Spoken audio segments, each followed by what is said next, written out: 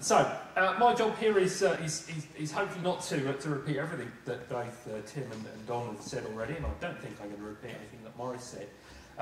Is to talk a little bit about the new Avaya, and some of you think you're not new. You've been around for at least 10 years. Yes, we had our 10th anniversary back in October, but about 11 months ago we acquired a little outfit called Nortel Enterprise Systems, and what a fine bunch of people they are indeed.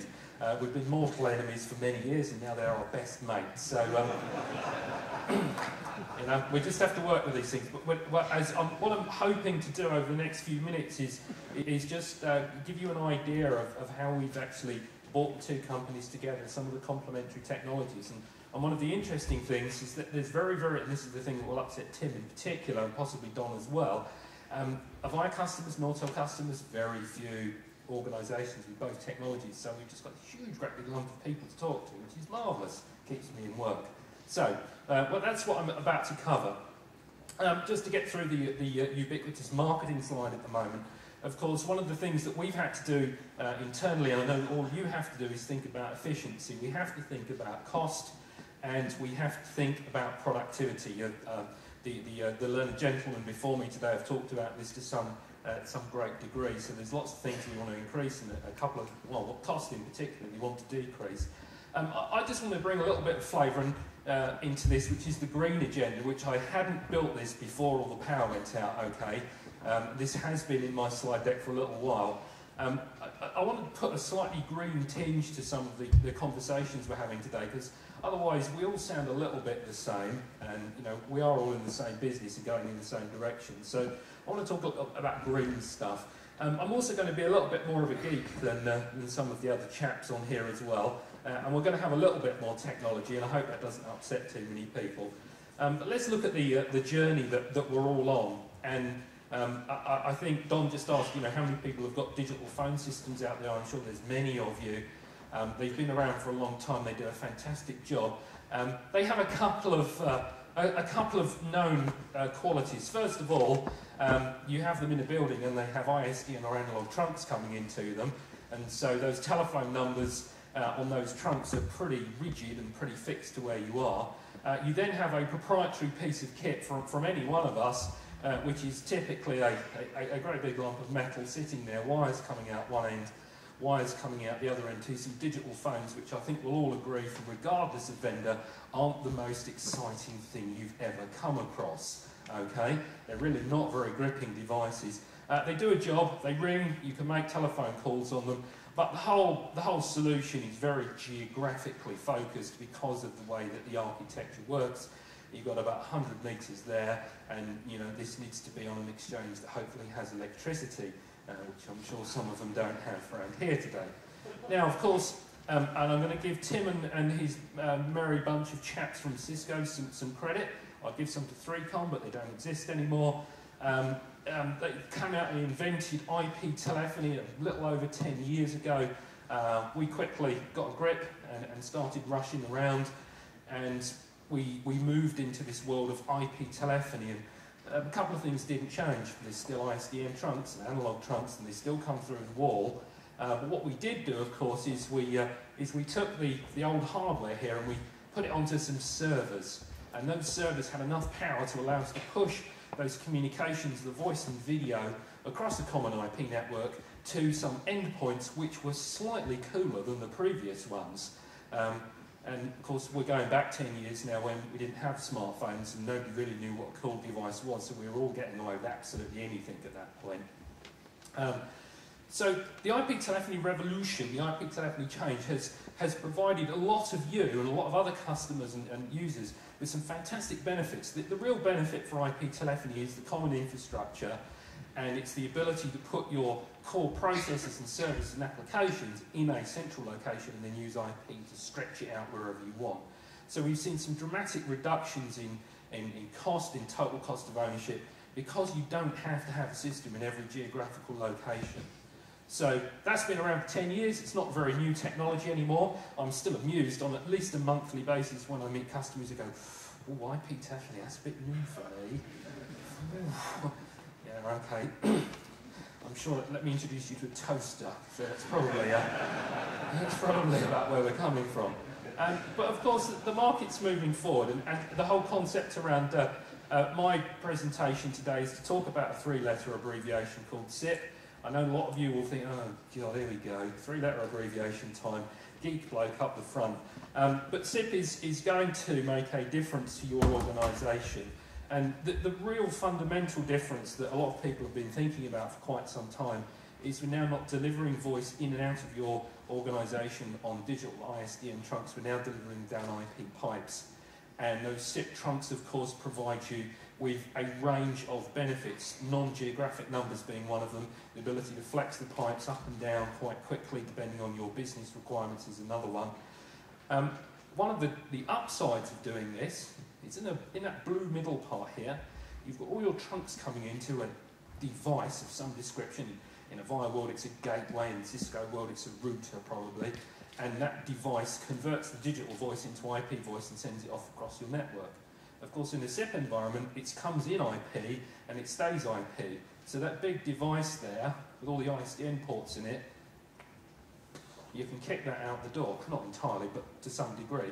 So that's going to actually save you quite a lot of money in terms of rack space, electricity usage, cooling, maintenance, and a whole range of other things. We've been doing a number of designs for some organisations over the last few months.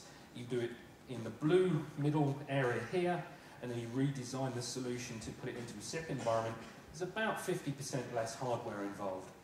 Now, the good thing for us, and for all of my vendor colleagues here, is actually the price doesn't go down a lot, but you'd expect that, wouldn't you? That is because the majority of the value and cost in these solutions now is in the software licenses, and hardware is actually a small component of the upfront cost. Of course, the hardware isn't a small component of the ongoing cost of the solution, and so taking that hardware out of the platform does have some interesting capabilities. Now, the other thing up here, we talk about this multimodal communication, which is obviously from the Avaya marketing department. I'm going to show you what that really means in a couple of slides' time. So, for those of you who prefer pictures like me, this is a very quick shot on how it used to be and how it is for some of you still. You have a location, you put a PBX in. You have another location, you put another PBX in. You acquire someone, and that involves you putting a PBX in. And as your organisation grows, you have more and more switches involved, because the switches have to be in a physical location with telephone numbers and trunks connected to them. This ends up as a very high-cost solution, a significant amount of hard work. You can't really wander from one office to another because you don't have a license on this switch, you don't have a telephone number on this switch. It's just a whole disjointed. What happens? Everybody uses their mobile phone.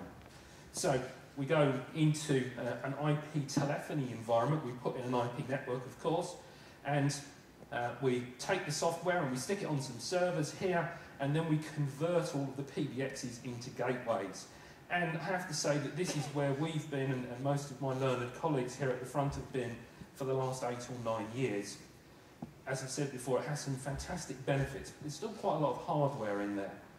Where we think the solution's going now, and certainly from my interactions with customers who, particularly customers who have a traditional phone system today and considering IP telephony, actually you might not want to do this, because you might want to just leap over IP telephony and go into a SIP-based environment. Let's click that again. So we've now put in some SIP session managers here. And what the actual happens here is that we start to remove hardware from this environment, because the IP voice is coming in through the public SIP network and across your internal IP network, and the SIP phones today do some really fancy things. For example, if you're on a small branch, you're worried about survivability. If you've put in 2 IP links into that branch for survivability, the SIP phones now make 2 connections from them, out down 2 pipes to 2 different session managers in my diagram here, and so you've got complete redundancy across 2 network links and across 2 session managers. So we can provide some fantastic levels of redundancy. Now, I've also happened to have virtualized my servers at this point, and I'm not nicking Don's session here. It just happens that as this SIP change in the infrastructure is happening, as Don said, the virtualization of real-time applications has become technically possible to do. So that isn't actually there's no dependency between SIP and virtualization, it just happens to have happened at the same time. So once we've got these session managers, and just for your information, it's just a piece of software up here, these session managers are using the OpenSIP protocol, and it allows us to have all sorts of different communications on them. Did I miss a build then? Oh, maybe I did. Come back. Okay, we won't worry about the build. But this does actually allow us to have multiple different communications. The SIP infrastructure will support voice, video, instant messaging, and because you as a user register into a session manager and these two exchange information, wherever you happen to be in this environment, you can log on and register with the device of your choice because we're using this open architecture, this open SIP protocol. And we've got diverse SIP trunk routing in here as well to give you a lower cost trunking provision. So that's really how we see the whole thing moving forward. So what do you get from this? What are some of the critical bullet points? I think from what we've seen so far with some of our deployments, and I will be the first to admit that on point number one here, these deployments have been with some very, very large organisations. One of the main things they want to do is to consolidate all of their numbering plans and dial plans. It's about as exciting as doing the crossword in a foreign language, okay? It really isn't very interesting for most of you, but it does provide you the ability to have a centralised policy routing plan across your entire environment rather than having to program multiple different components in multiple locations and having a very big brain if you can actually figure that out between multiple components. So that's one of the main things there. When we've got those SIP devices in the network, we can connect SIP applications to them, and the SIP session manager allows anybody connected to that platform to access those different applications. So it gives you a centralised application connection, whether that's on your premises or in one of these clouds that we all talk about. It doesn't really matter which way you want to do it. So that's a main thing. I'm going to come back to multimodal collaboration in a second. I've already talked about multi-vendor here. I mentioned about these SIP phones making 2 registrations. For those of you of a particularly geekier nature, RFC 5626, read it and sleep, okay?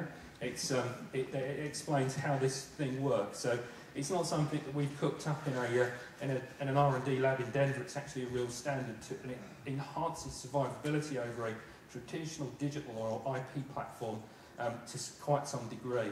And I've talked about the reduction in hardware, and we're now consistently seeing redesigns of IP telephony networks with a SIP environment with SIP trunks, making a dramatic change in terms of the amount of hardware that we use. So the other thing that we need to talk about very briefly, and again it's another 3-letter abbreviation up here, SBC, Session Border Controller. Most of you probably won't be familiar with that, but it's a voice-aware firewall, and it is something that for any of you starting to have discussions around SIP trunking in particular, you need to do a little bit of reading, get your local technical person to go away and investigate session border controllers.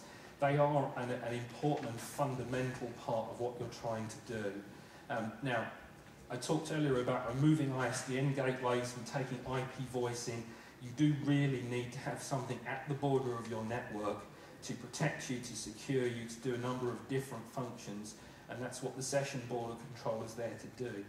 And I'll be the first to admit that we get some feedback from customers saying, Roger, we've done all this cost reduction, removing the ISDN gateways, but now I've got to buy a session border controller, which is actually taken away that cost saving. Can you justify that? And so that is obviously the trade-off between the capital expenditure and the ongoing cost of using voice trunks on SIP, which should be lower than using it on ISDN. One of the other things, not really wishing to bait Tim at all at this point, is Nortel had a fantastic data networking portfolio. So we're not number one in the marketplace by a long way. We're not number two by pretty much a big way as well, but we are pretty much number 3 in the marketplace today. So there is an alternative. Okay, just thought I'd put that quick advert in there. Okay, so we could probably put some Bridgie logos on our kit if that makes you feel better. But we are in there. And one of the things I wanted to, just to mention briefly about this, and because I've got on a sort of a green thing today, I was working with a local authority a couple of weeks ago, and they've specified they want gigabit Ethernet to the desk. And I was sort of sitting there going, with all due respect, madam, how many people in your council are actually going to use a gigabit's worth of bandwidth to the desktop? And they go, no, it needs to be future-proofed. I said, oh, right, okay, but so you want gigabit Ethernet phones and gigabit Ethernet LAN switches, yeah. Do you know how much it costs to run that switch at a gig instead of 100 meg? And it's like, huh? So one of the things that has become quite clear to us is if you actually slow the LAN switches down, one of the things that happens is you start to reduce the amount of power consumption you have. This is really dull, I know, I'm sorry, but it is true. It's true dull, or dull true. But if you slow your switch down from a gigabit to 100 megs, you're going to start saving electricity and you're going to start saving money. Now, of course, that you may have a number of applications that need that gig to the desk. I think what? But anyway, whatever it might be, but you can set scripts up to slow the switches down at different times of the day. So in the evening, you can run it at 10 megs. Phones still work. Don't need 10 megs for the phone. Phones that you don't need to work, you turn them down to 0 megs. Just as a little thing I just wanted to pop in, and if you're thinking about power savings. And speaking of things of a green nature, I actually used this for a government seminar which was around green things recently. The greenest thing that you can do is not to go to work in the morning, okay? Well, that's what I like to think when I wake up in the morning going, oh no! Working from home, and we've been banging on about it for years, but working from home is without a doubt the thing that is going, and Tim, thanks for your statistics. I wish I had some great statistics like that from people, but Tim made this point as well. Working from home is going to make the biggest difference to your carbon footprint and your use of energy.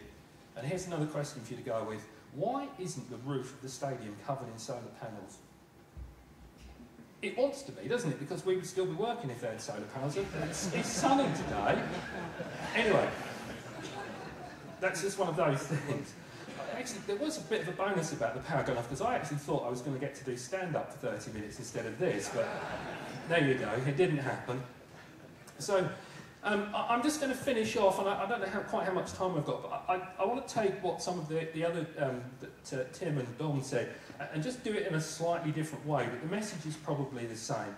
And I want to think about the way we communicate. Now, I'm going to take you back a long way. I'm going to take you back around about 30 years now. I'm not quite as old as Dom, but I'm getting there, I'm sure. 30 years ago, when I left school, I was an apprentice at British Aerospace Satellite Comms Division, what is now known as Astrium. And as an apprentice, you didn't get a desk or a phone. I had a soldering iron, which you don't want to put by your ear. Okay, there's no good plan. After a couple of years of fiddling with a soldering iron, I moved on to having a pad, which I could walk around the factory with looking busy, which is a very good thing for an apprentice to do. And after about another year or so, they actually gave me a desk with a phone on. And that was it. We're talking about 1984 probably now. And I didn't really have anybody to ring, but occasionally they used to ring me up to ask me about testing satellites and vacuum chambers and things, and as I do today, I just make something up, so not much has changed there.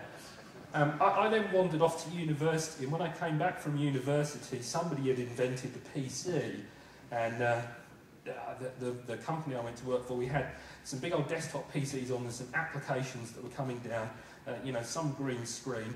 Is it 25 years since Microsoft launched Windows 1.0, I believe? Next month it's going to be 20 years since Mr. Berners-Lee made his first web page. So this stuff's been actually around for quite a long time. So now you had another device.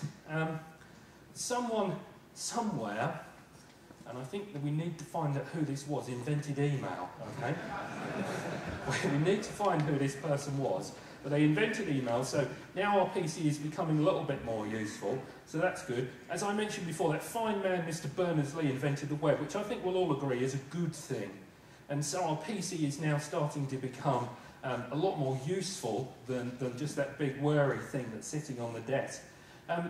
Then someone invented the mobile phone, and I'm sure there's people in the audience who know the answers. I can't decide if it was a bloke in Reading or a bloke in Finland. But anyway, it was either Nokia or it was some of the, what was used, is now OT, I'm never quite sure who invented it. And so, you know, back in the early 90s, well, it was before the early 90s it was invented, but we all started to get these devices. So that's great. And this is really, this slide is really about the story of the device. Now, as we move further into the end of the 90s, the laptop starts to become much more of a ubiquitous device. It consumes a lot less power, it's portable. If you work for the government, you can leave it on a train. There's a whole range of different possibilities that you have with this laptop computer. If there's any government employees, I do apologise. So that was good. You know, we all like having a laptop, and then all of us telephony vendors invented, all between us, we invented the soft phone. So, as I think Don mentioned, you know, people are starting to move away from desk phones, and we can run our telephony as an application on our computer. So that's great. Now, one of the things, and I think it was Don, I don't think it was Tim, oh, maybe it was Morris actually, maybe it was Morris, I know it's my next build I'm talking about. Then someone's invented instant messaging. Now, if I hate the person who invented email, I really hate the person who invented this. I've actually decided that I've evolved, I've gone into a post-instant messaging lifestyle now, because I'm a bloke, I can do one thing, and instant messaging is just interruptions all the time. But that's just me. And video, of course, which we like video, so that's good news. The popular press and a number of people would actually say that we're going to go to this device convergence here. And to use some of Morris's terms, I think, you know, the Gen Y people with their 20/20 vision and their very good fingers is good. But if you're Generation Git like me, the eyeballs aren't very good and the fingers just don't really do what they're supposed to do. I couldn't create this slide deck on my iPhone. It's not possible. My iPhone's quite useful for not getting lost from the train station to here, occasionally to talking to people. But as a content creation device, I'm not going to write documents on it, do spreadsheets on it, create PowerPoint slides, all the other sort of things that one does in a business environment. So I'm going to pop the mobile phone back here again, and this is my personal opinion, except that a number of people in the workplace are going to have some form of screen of reasonable size, a keyboard or touch input, whatever it happens to be, and a mobile communications device. But as you can see from the slide now, that computer there becomes incredibly important. It's a much bigger hub of communications than even possibly your mobile phone from a business perspective. But the problem we've got now, and Don did mention this, is that your total cost of ownership now sits right here. My laptop from Avaya, with its 9-year-old copy of Windows on it, is, now because I'm pretty self-sufficient, I don't cost Avaya very much to do this at all, apart from when Outlook went mad the other day. But the cost of your organisation, that computing device with its hard drives and its software and its viruses and all that junk that you get on them is a massive cost. And I absolutely agree with Don that virtualisation of this user interface is an absolute inevitability for most organisations where you are working from one place at a time. There's absolutely no doubt in my mind that this is, and one of the things you could say is the PC is dead. Rock and roll, it's going away. It really is going to become less of a device. We believe at Avaya, and again, absolutely agreeing with Don here, that thin client or a tablet device, and I'm going to explain why there's two on here in a second, is the way forward. Last week, I went to a local council in the north, a retailer in the north, and a massive US bank in the south. Every single one of them going to virtualisation, virtual desktops. Every single one of them is going to remove individual PCs from desks. Now, as it turns out, the big bank is going to keep the PCs, wipe them clean and use them as virtual desktops. The retailer and the local council will probably refresh their hardware through and move to virtual desktop environment, just for a whole massive bunch of business reasons. Now, why have I put tablet down here? So, there are still some of us, and many of you, who, you know, I wander around the country doing all sorts of different customer meetings, and I need local content. I need to be able to create things on trains, change things just a seconds before I stand up in front of people, all of that stuff. So you do need something with some local processing, and so a device to do that is important. But the other thing is, and something that Tim's company's fixed actually with their announcements last week, if you have a thin client environment, it's actually quite hard to deliver real-time audio to that device, and even more from that device. Why do I say that? Just being a bit engineering for a second, in an IP platform, you digitise the audios, you put it in an IP packet, you stream it to the endpoint. The endpoint has to take that digitised audio, reconstruct it and play it through some speakers. We can do that with thin client devices, it's not too difficult. The problem you have is the microphone on that device now needs to have some processing power to take your voice as you speak, crunch it up, digitise it, quality and service it, and put it back. And most thin client devices in the industry today do not have the local processing power to do that. They just don't have the grunt to do it. So we do need something on the end of that link to give you the capability to take that voice as you speak and process it back into the network. So most of the thin client customers we're talking to at the moment are still considering having a phone of some description on their desktop because of the audio path. And that's going to be around for a little while. I know that Tim's guys have announced some agitation. It's on our plans as well to do that. So the tablet thing is quite important. Now that's very much a device-specific thing. Let me crack on because otherwise we're all going to starve, aren't we? And let's think about it from a user perspective. One of the problems with the evolving social what's-it stuff, media, RSS feeds, Gmails, Flickrs, Twitters, all this stuff, is you're actually sitting there with whichever device you're using, and you've got about 1,000 windows open with 1,000 different directories and 1,000 different contact lists. And for the ladies in the room, that's fine. For the blokes in the room, you can't do it. You know you can't, okay? You cannot deal with this. And we end up working through a whole bunch of different interfaces with messages coming in different streams. You want to contact someone. In actual fact, what we're trying to do is we're trying to talk to other human beings mostly, okay? We're not really worried about the directory structures and the different interfaces. So we actually think at Avaya that we have to move back into a much more people-centric way of communicating. So you have a concept of a person, and once you've picked the person, you then move forward to decide in which way you want to communicate with them, possibly based on presence, if that's your thing, and it doesn't have to be. So, my second quick sales pitch of the day is to introduce something to you called the Flare Experience. If we have power running down at the other end of the building, we have one of our Flare Experience thingies down there. And what is this? Well, it's a software interface, and we like to think it's a new way of redefining what's happening in the industry. I talked a little bit before about sessions and different multi-modes. Well, here is the embodiment of a multi-mode communication. What I've decided to do, because I quite like the look of her, I want to talk to Jen, okay? I've got my contacts Rolodex on the right-hand side here. I zip down and find Jen, and with my big old pinky, my Generation X pinky, I can drag Jen into the spotlight, if you like. So I drag Jen over there. I decide that actually I'm going to have a conversation with her. Video would be good, but then she'd realise how ugly I am. So we're not going to do that, okay? So I'm going to press the call button here, and we open up a spotlight, and now I'm talking to Jen. And this spotlight is the real embodiment of a session. And I can have multiple people in my spotlight, as you'll see in a second, and I can have multiple people in the spotlight, and I can be using different forms of communication between those people. I can have multiple spotlights and change between them if I want to do that. So this is the user-centric Flare experience. The whole idea here is you want to communicate with a person, you drag them in here, you choose the mode. You have got all of this here is an amalgamation, all sorts of different directories from Facebook and Skype and Exchange and all those good things. Let me give you a bigger example.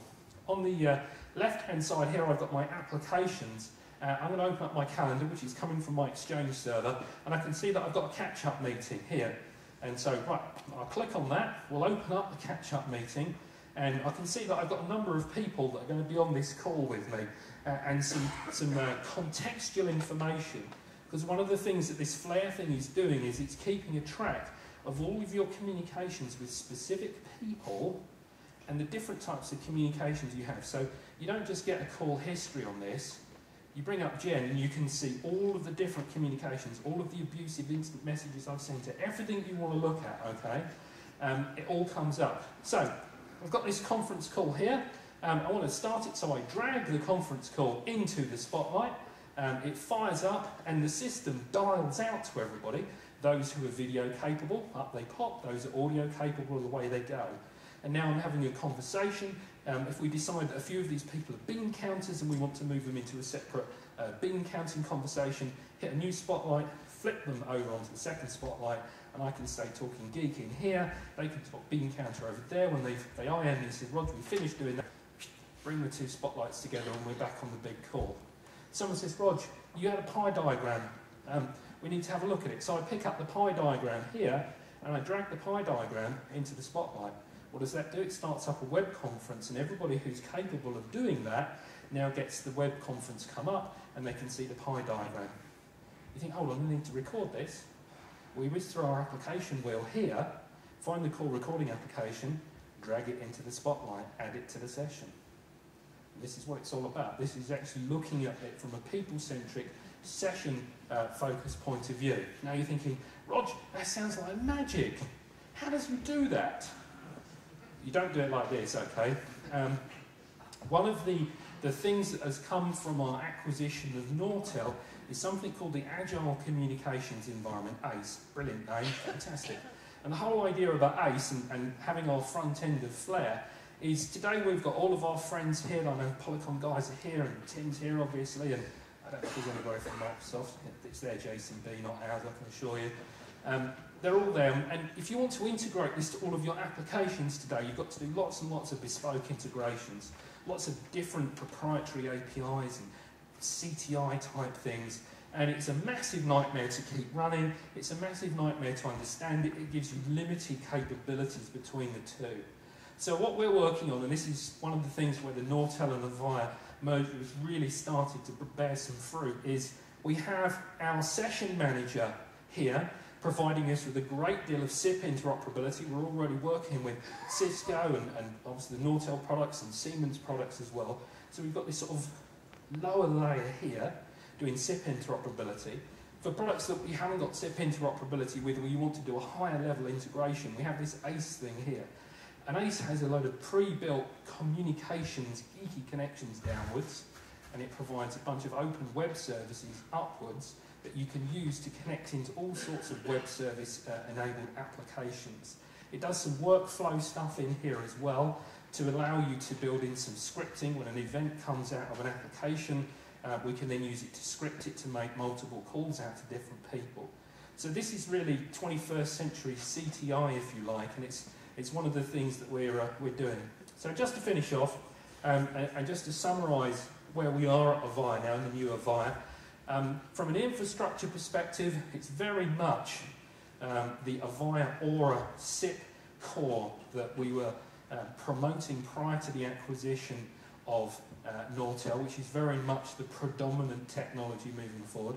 If any of you are Nortel customers in the room, very happy to have a chat. There's a very strong roadmap for you into this new architecture as well. On top of that, we have our Flare interface. And one of the things I didn't mention is that the Flare device that we have down the other end is based on an Android tablet. And Tim, without being upset, mine is bigger than yours, okay? But that's not really the whole concept, is that the Flare experience is going to go onto iPad and Windows and Mac OS X and all of those things as we move forward. So it's not really a device that we're selling, it's much more of an experience. And then finally, from a business perspective here, around this integration into business applications and obviously the contact center stuff, we have the Avaya ACE layer.